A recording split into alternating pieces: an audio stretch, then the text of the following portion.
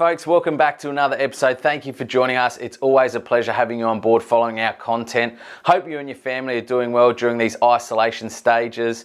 I'm sure we're making best of unusual circumstances, but I hope generally everyone's health is okay. Before I jump into a quick market update, firstly, I just wanted to extend a huge gratitude of attitude. Thank you to you for following me and my content that I'm putting out there more so than ever before. I'm hugely privileged and I take great pride in the value and the content that you receive from me in turn. I love nothing more than being completely transparent, being on ground zero and giving you informative information and update with respect to what's happening right now in our local real estate and property landscape. So if you haven't already, folks, be sure to support me. Jump onto my Facebook page. We're putting more content through our social media platforms than mainstream platforms than ever before. So give us a like at Chris Jansen Harcourts, or if you want to receive weekly digital video content just like this, be sure to jump on over to my YouTube channel, Bricks and Mortar TV. Give us a subscribe. Hit that bell to make sure you receive your weekly notifications of new content and updates.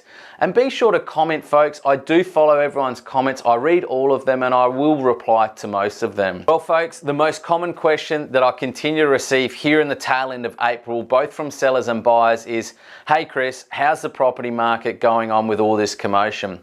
Well, folks, I can assure you I've proudly been doing this for 12 years now, and as you could imagine, over that time I've seen every marketplace, every economy and every scenario and situation imaginable. And I can assure you right now, with respect to COVID-19 economy and marketplace, that the market is as stable and as consistent and as fair playing terms for both sellers and buyers as it was 12 months ago to that of 12 years ago. In fact, the question over the coming months, folks, won't be around property prices falling and a market recorrection. The question will more so be around about the property for sale supply deficit that we're going to experience in the coming months, particularly as we lead into the season of winter. So folks, statistics right now across our local marketplace are suggesting that our for sale supply is 60% down on where it typically sits at this time of the year. That, in my 12 years selling experience, is absolutely unheard of and unprecedented. In fact, speaking with very reputable local real estate agents and fellow colleagues and friends of mine recently, some of whom who have been in the industry for 20 to 25 plus years, have actually stated and come out on record and said, we've never seen such a deficit in for sale supply in our time and generation. So folks, let me step you back in time, back to the marketplace and economy of 2008, when the GFC, global financial crisis, rocked our world economy. Many of you may recall this time. I most certainly lived through it and experienced it with respect to our local property market, shares, superannuation and so forth. But there's lots of synergies from that marketplace and economy that resonate where we're at today. And going back into the GFC marketplace, many of you would recall that during 2008 and 2009, we actually continued to experience fair selling terms with sellers achieving their desirable sale prices and outcome. In fact, it was a stable and consistent market during that period.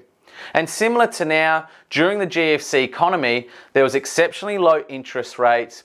There was federal government stimulus cash freely out in that economy to stimulate the economy, a bit like now, except the only difference is right now in 2020, fast forwarding, we're seeing record low interest rates in history, and the GDP stimulus offerings right now from our federal government, thankfully to them, to back us as Australian citizens, is far greater than what we've ever experienced in history. Now, what happened during the GFC market, because every seller was sitting on the fence and sitting and waiting what may transpire from the GFC economy, is 08 and 09 still produced fair selling prices. In fact, it wasn't until 2010 when the economy started stabilising, stimulus cash-wise from the federal government started coming back out of the economy and marketplace. And let's be honest, folks, when people get their hands on big chunks of money, we all do it as humans, you and I inclusive, we buy high-ticket items such as a home and property.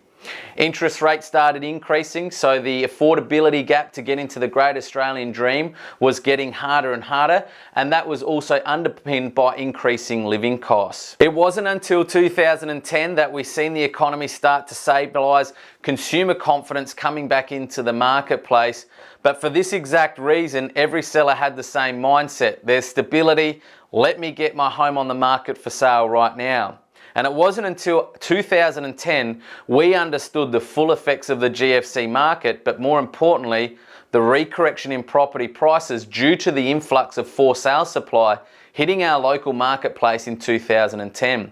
And we continued to see this market and property recorrection and downward spiral in property prices until 2012. Folks, let's get real with each other. Fast forwarding to 2020, interest rates are the greatest they've ever been. In fact, I've seen clients recently get interest rates of 2.18%, unheard of, unprecedented. In fact, if we were to look back 10 years ago, the interest rate that you were paying on a $350,000 home is equivalent to a similar home to $600,000 in value in 2020. And with the GDP cash stimulus that's about to come into our marketplace, May is knocking on our door with the job seeker increase, also the job keeper helping employment and Australians getting back to being employed. There's going to be more spend and there's going to be more consumer confidence in the months to come.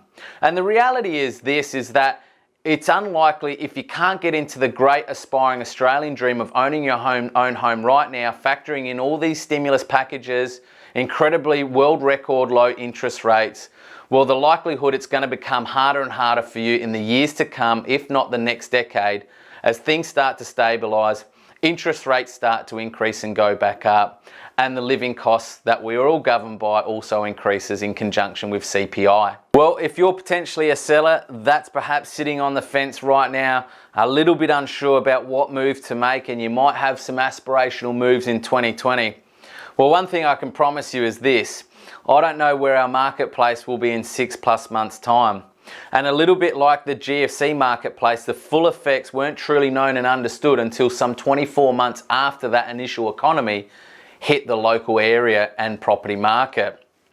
And just this week, just to give you a real life example, I've had to let buyers know that more properties are under contract than what I can provide to meet their buying needs. In fact, just today alone, I had 3 buyers call me up that I unfortunately had to let them know that the property they were inquiring on was now under contract. And the general consensus across all 3 buyers when I left that call was, that's disappointing, Chris. It seems that everything's going under contract. There's simply just nothing to choose from, and what else can you show me? And the reality is, it's scarce. There's not much more that I can show those buyers right now that are looking in our marketplace as we speak. Now, let's be honest, buyers, if you're looking in the marketplace right now, well, it's going to be like hen's teeth. You're going to have very scarce selection in property for sale supply, most certainly over the next 90 days, possibly beyond that point as we lead into winter. So I'm going to encourage that if you're looking for a property right now in the market, make sure that your conditions of purchase are ready to go.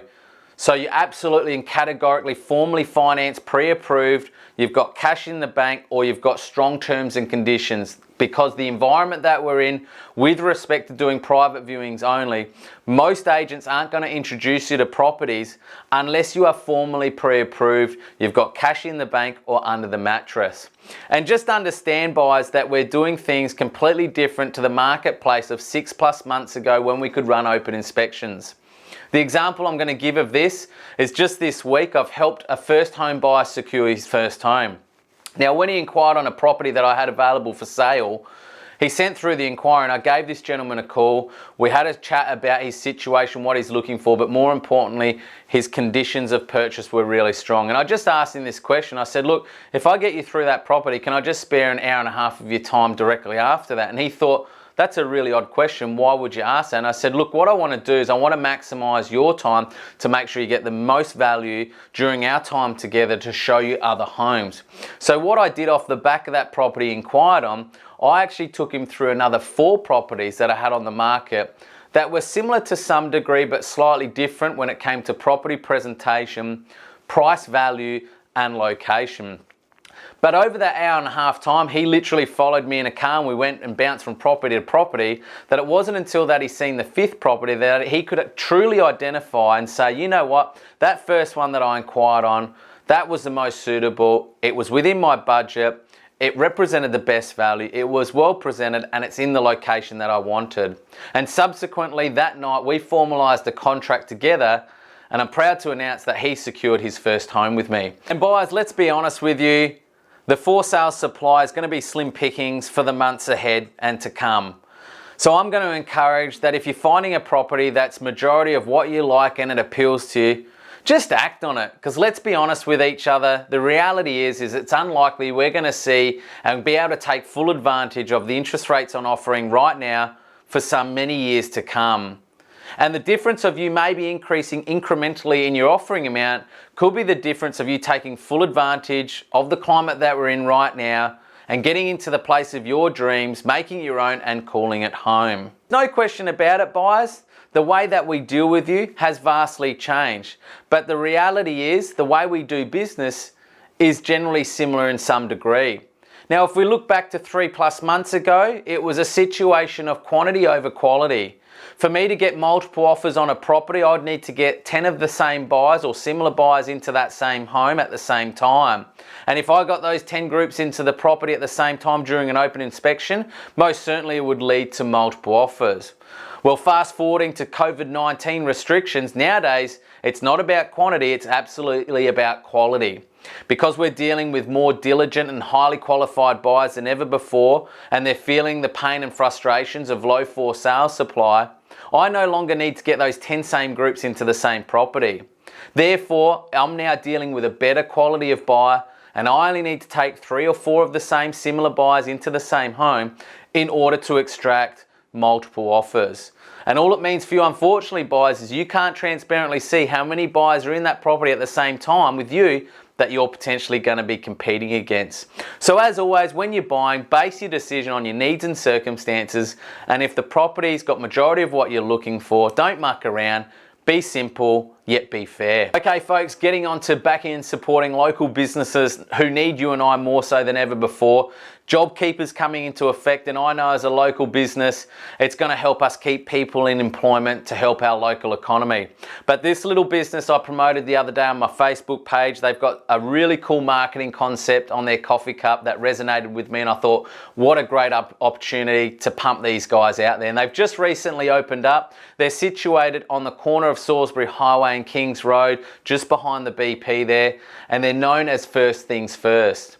It's a drive-through coffee shop where you can get world-class coffee, the best gourmet breakfast on the run, and I can assure you this, folks, when you drive in there, the vibe and the energy from the people that work in that business, you're going to jump right back onto Salisbury Highway with a real hop, skip and jump in your daily commute into work. So get on board, make sure you stop in there for a coffee or maybe a toastie or a muffin at First Things First, corner of Salisbury Highway and Kings Road. Well folks, that wraps up another episode. Thanks for joining us for your ANZAC Day edition. Hope you've had a magical ANZAC Day, but more importantly, you've had an opportunity to pause and reflect and respect the Australian and New Zealand diggers and nurses who all gave up their lives to fight for the freedom that we have today. Let's pause and reflect, and irrespective of what we're experiencing in our lives right now, they fought in battle to give us what we all have respectfully today.